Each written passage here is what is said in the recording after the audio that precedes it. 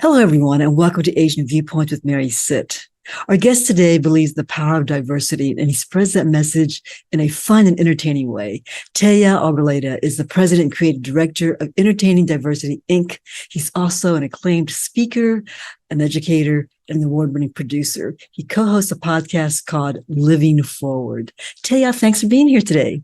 Thank you, Mary. Very good to see you again. I'm also Chief of Global Creative Services at IVAS Consulting Group.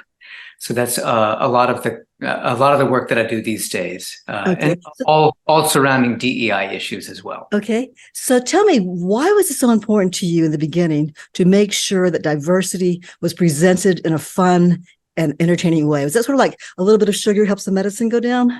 Diversity training in and of itself can be very dry because we're talking about soft skills. We're talking about looking into oneself and trying to figure out how we fit in the world, how we interact with others, and even more importantly, what does the authentic self look like when it comes to diverse voices? Mm-hmm.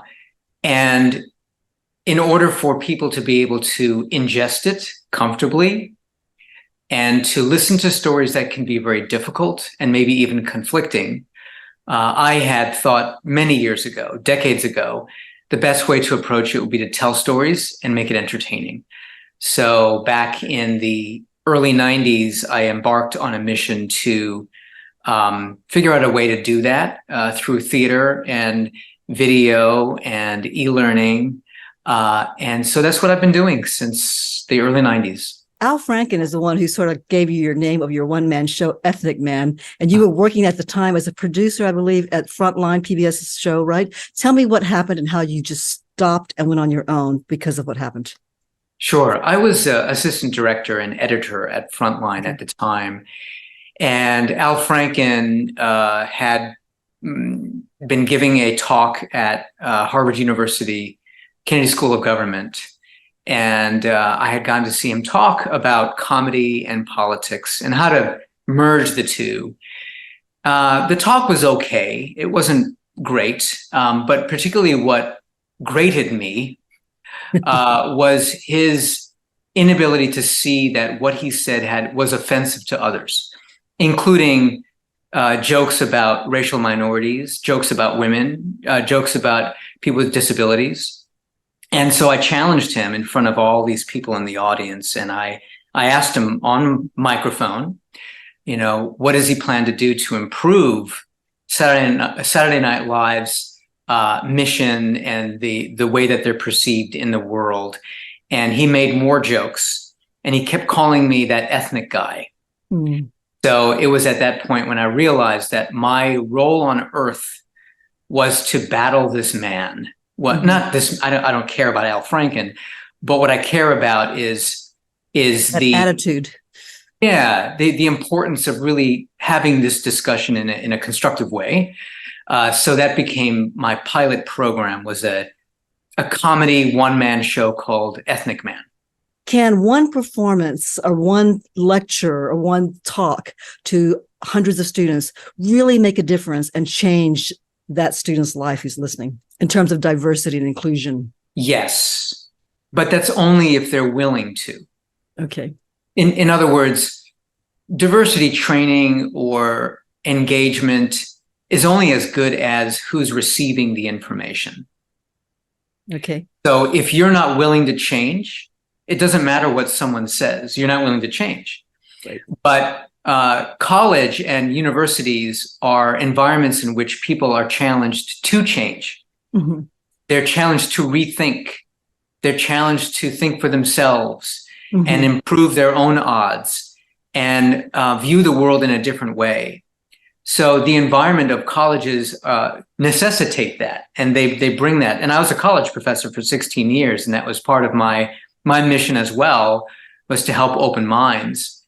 Okay, recently the Supreme Court struck down affirmative action and said that two colleges, Harvard and University of North Carolina, could not use race-based mission anymore, and all the universities are following that.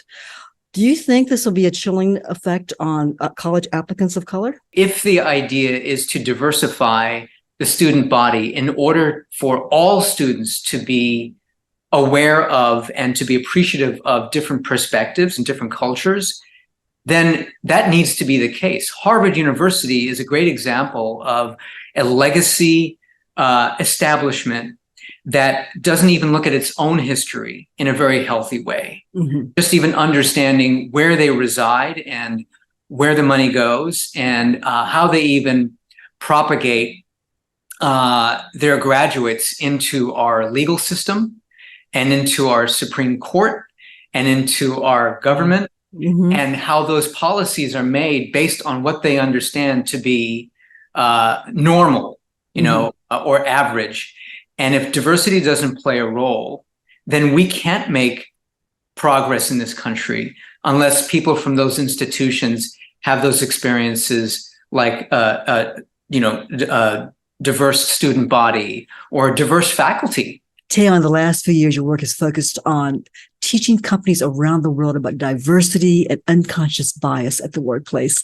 Let's take a look at a clip now that does this in a very innovative way through interactive theater. IBIS's interactive theater storytelling approach brings to life stories from your organization based on data from your workplace and performed by our troupe of professional actors. I wanted to talk to you about the new senior project manager position that you applied for.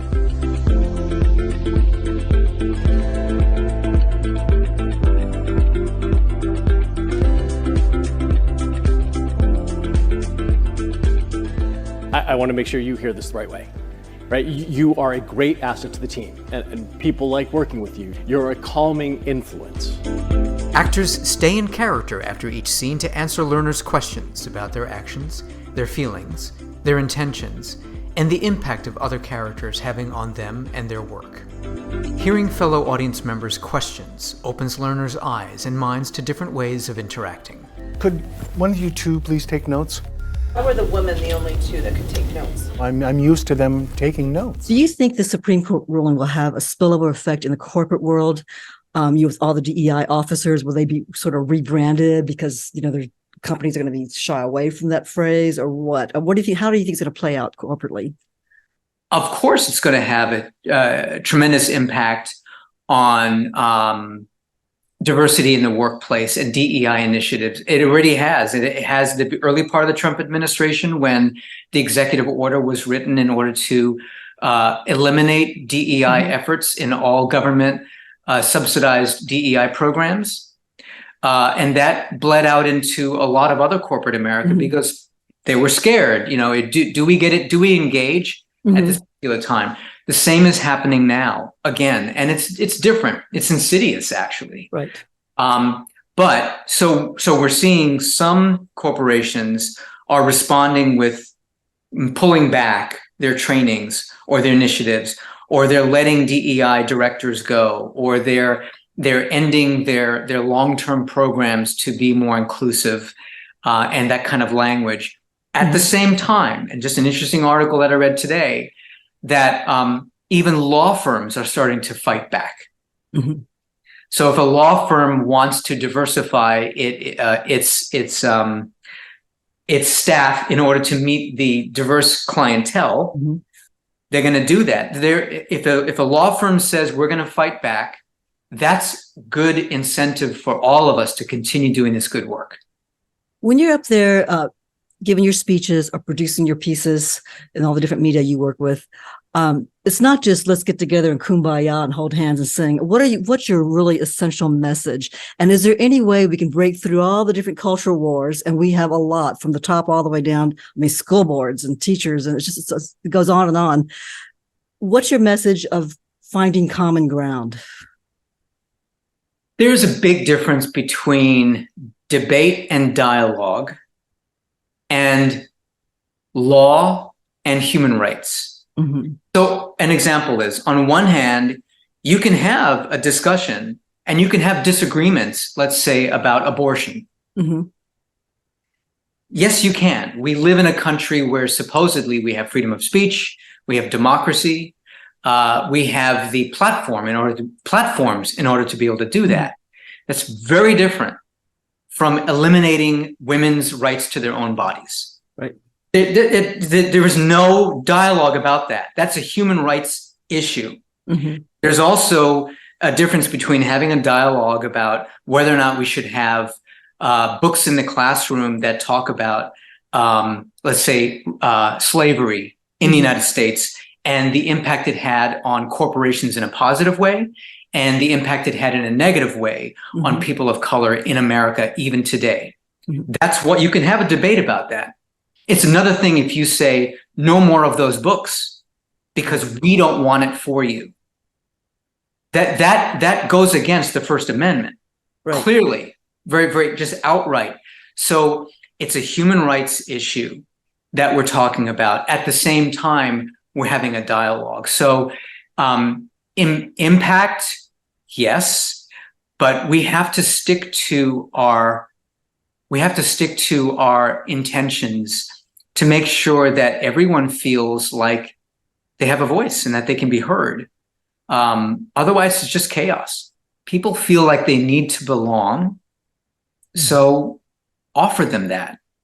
Offer them an opportunity to feel comfortable in their own skin, no matter where they are. If we want to find out more about what you do, what's your website? Well, so there's entertainingdiversity.com Okay. and also ibisconsultinggroup.com. Thank you so much for being with us and sharing about this very important topic. Thank you very much, Mary. If you enjoyed this video, please click the like button below and be sure to subscribe if you haven't done so already. I'm Mary Sitt. Thanks for watching, and I'll see you again in the next video.